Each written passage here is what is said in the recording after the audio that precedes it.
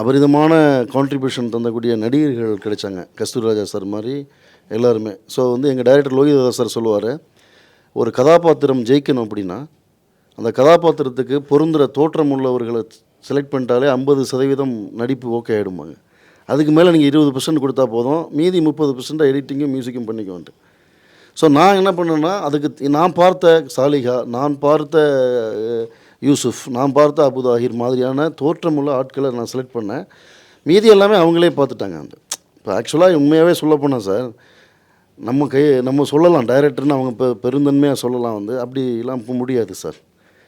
அவங்களுடைய தனிப்பட்ட திறமைகளை தான் பண்ண முடியும். இப்போ கஸ்தூரிராஜா சார், இப்போ நான் இவங்களே சொல்ல அந்த ஊரில் இருக்கக்கூடிய மனிதர்களை, ஆமாம் அவங்களுக்கு நாங்கள் அங்கே தென்காசியில் நாங்கள் தனியாக ஒரு வீடு எடுத்து ஆஃபீஸ் எடுத்து கிட்டத்தட்ட ஒரு 5 மாதம் ட்ரெயின் பண்ணோம். அதான் கேட்குறேன். ஏன்னா இவ்வளோ பெர்ஃபெக்டாக நீங்கள் ஷூட்டிங் ஸ்பாட்டில் உட்கார வச்சுக்கிட்டு அவங்கள்ட்ட வேலை வாங்க முடியாதுல்ல. ட்ரெயின் பண்ணோம்.